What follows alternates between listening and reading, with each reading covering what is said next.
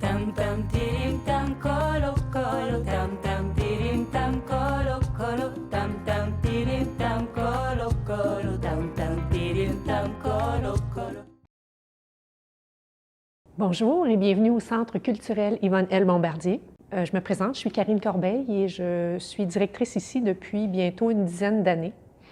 Alors, c'est Yvonne Labrec-Bombardier, l'épouse de Joseph Armand Bombardier et ses filles qui ont fait construire en 1972 le Centre culturel afin de rendre accessible une vie culturelle aux gens qui venaient s'établir à Valcourt pour travailler à l'usine Bombardier.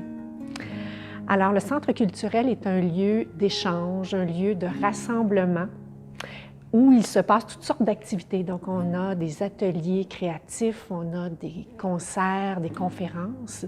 Et le centre abrite aussi une bibliothèque, donc qui est en quelque sorte la bibliothèque publique pour les citoyens de Valcourt et la région, et un centre d'exposition qui accueille le travail de 5 à 10 artistes par année, donc en art visuel. Actuellement, nous présentons 3 expositions réunies sous le titre de Kaléidoscope. Donc, kaléidoscope parce que chacun des artistes travaille avec la couleur, ce qui amène une brillance, une énergie à leurs œuvres. Et on voit aussi beaucoup de mouvement dans leur travail. C'est ce qui nous a incité à appeler ces 3 expositions-là Kaléidoscope. Et moi, j'aime bien dire que Kaléidoscope est une exposition qui fait du bien. C'est la première exposition qu'on lance depuis janvier 2020, donc depuis la pandémie. Et comme je le disais, comme c'est une exposition très forte, très dynamique, bien, les gens sont tout de suite conquis, éblouis par les couleurs, par le mouvement des expositions. Alors, ma première œuvre coup de cœur est tirée de l'exposition Abrazo. Abrazo qui veut dire étreinte. Donc, Abrazo est un projet mené par Caroline Ayard, qui est photographe, et Dekim, qui est une artiste multifonctionnelle.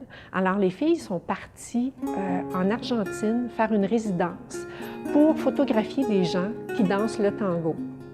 Alors, elles se sont promenées de salle de danse en salle de danse, donc des milongas qu'on appelle, et elles ont dansé. En fait, Dekim, qui est danseuse de tango, a dansé avec des gens. Elle a tissé des liens avec eux et de fil en aiguille, les gens ont accepté de se faire photographier. Alors, ça donne la photographie que vous voyez ici.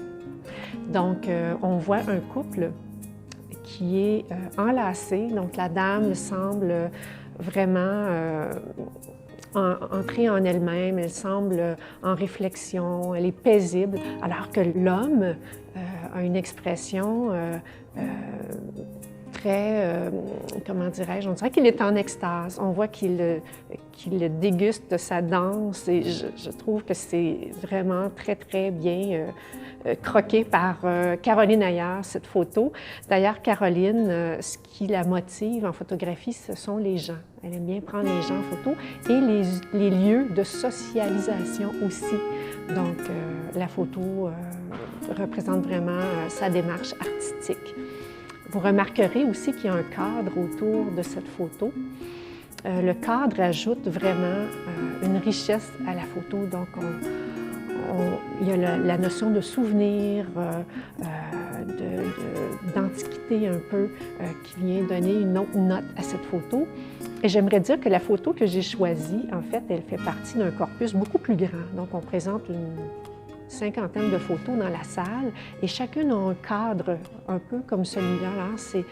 C'est vraiment impressionnant, d'autant plus qu'on voit une centaine de personnes collées les uns contre les autres et on sait qu'en temps de pandémie, on n'a pas pu voir nos proches. Donc, on a un choc en entrant dans la salle aussi. Alors, c'était mon coup de cœur là, de cette photo qui nous permet d'entrer dans l'intimité des gens qui sont photographiés. Donc, la deuxième œuvre que j'aimerais vous présenter, c'est Inflexion 4, qui est inspirée de l'inflexion des courbes de Bézier. Donc, Inflexion 4 a été réalisée par l'artiste Marie-Josée Laframboise, qui est une artiste multidisciplinaire. Et Marie-Josée aime investir le lieu. Donc, l'œuvre a été vraiment créée à partir du lieu. Elle a envahi l'espace complètement et comme elle le dit elle-même, c'est comme si elle dessinait dans l'espace. Alors j'aime bien cette image, c'est très poétique. Marie-Josée, ce qui l'intéresse dans sa carrière, dans son travail artistique, ce sont les liens, les réseaux, les contacts. Et on le voit bien dans son œuvre, donc ce sont des bouts de cerceaux qui sont emboîtés les uns dans les autres, donc des cerceaux de toutes sortes de couleurs emboîtés.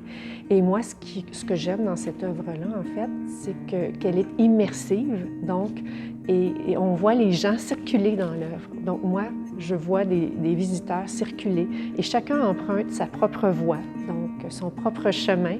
Et en tant que regardeur, bien, ça me permet de voir l'œuvre autrement. Donc ça vient donner un autre sens à son œuvre. Alors maintenant, je vous présente la troisième œuvre et la dernière. Il s'agit de Orange vitaminé. Donc c'est une œuvre réalisée par René Carrier. Renée a longtemps fait de l'aquarelle et elle a décidé de changer complètement et d'aller dans une autre voie, donc d'expérimenter autre chose en art visuel, et elle a décidé de faire une étude sur la couleur. Donc c'est ce qui l'anime dans son travail, la couleur, le pouvoir évocateur de la couleur. Elle a donc réalisé plus de 400 pastilles en bois qu'elle a peintes de différentes teintes orange, qu'elle a laqué par la suite, donc c'est très lumineux. Et dans l'exposition, c'est empilé comme une pyramide. Et moi, ce que j'aime bien de cette œuvre-là, c'est qu'elle porte un titre qui s'appelle « Orange vitaminé ». Et d'ailleurs, c'est ce que Renée fait pour tout son travail, c'est qu'elle donne un titre qui est un peu une citation, une expression, comme « voir rouge »,« rire jaune ». Donc, ça amène une nouvelle dimension à l'œuvre. Ça rend son œuvre accessible à tous les publics. Tu sais, si on avait seulement des carrés au mur, je pense qu'on n'aurait pas la même vision de l'œuvre. Donc, l'expression ou la phrase choisie ajoute à l'œuvre. Et Orange vitaminé, moi, je trouve ça vraiment à point parce que les gens qui entrent dans le centre culturel actuellement voient cette œuvre en premier. Donc, ils entrent avec leur masque, ils se désinfectent les mains, et là, ce qu'ils voient, c'est orange vitaminé. Donc, un peu de vitamine C en ces temps de pandémie, en entrant dans le centre culturel. Donc, je trouve ça vraiment sympathique. Donc, l'humour de Renée, puis sa créativité, les couleurs vives, l'émotion que ça suscite viennent me chercher. Alors, l'exposition Kaléidoscope a duré très peu de temps. Donc, elle est terminée, mais elle continue à vivre parce que nous offrons aussi des programmes éducatifs aux jeunes des écoles environnantes. Et on a pris des photos, des films, et les jeunes peuvent découvrir ces œuvres-là. Donc, on peut quasiment dire que c'est une exposition éternelle.